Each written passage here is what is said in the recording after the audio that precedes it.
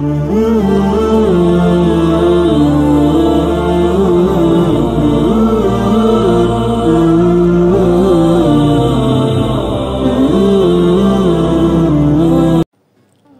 লোক হাতির পাশ দিয়ে হেঁটে যাচ্ছিল। হঠাৎ থেমে গেল। একটি বিষয়ে মনে দ্বিধা তৈরি করায় তিনি থমকে যান। তিনি দেখলেন এত বড় প্রাণীগুলো শুধুমাত্র সামনের পায়ে ছোট্ট একটি দড়ি বাঁধা হচ্ছিল, কোনো চেইন বা খাঁচা নয়। এই দড়ি এত বড় প্রাণীর পক্ষে ছেঁড়া খুব মামুলি ব্যাপার। যে কোনো সময় চাইলে এটি ছিঁড়ে তারা মুক্তভাবে চলে যেতে পারে, কিন্তু বিশেষ কোনো কারণে তারা তা করে না। কারণটাই তাকে খুব ভাবাচ্ছিল।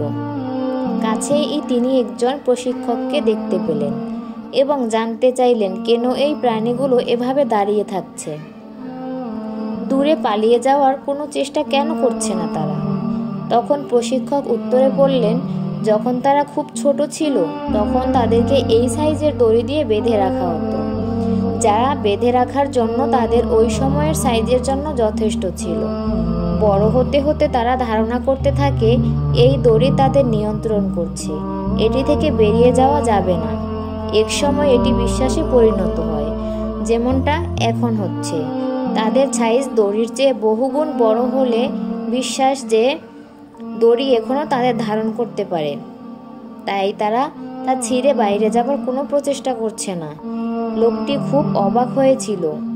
এই প্রাণীগুলো চাইলেই তাদের বন্ধন থেকে বাইরে আসতে পারে, কিন্তু শুধুমাত্র তারা পারবে না এই বিশ্বাসের কারণে তারা সেখানেই আটকে থাকে যেখানে তাদের আটকে রাখা হয়। হাতির মতো আমাদের অনেকেই বিশ্বাস করে বসে আছেন যে জীবনে কিছু করতে পারবেন না, শুধুমাত্র জীবনে কোনো এক সময় ব্যর্থ হয়েছিলেন এই কথা ভেবেই পিছিয়ে আছেন। বন্ধুরা, ব্যর্থতা হলো একটি শিক্ষার অংশ। জীবন সংগ্রামে কখনো হাল ছেড়ে দেওয়া উচিত নয়। যতদিন চেষ্টা করবেন ততদিন আপনি একসময় সফল হতেই হবে আপনাকে।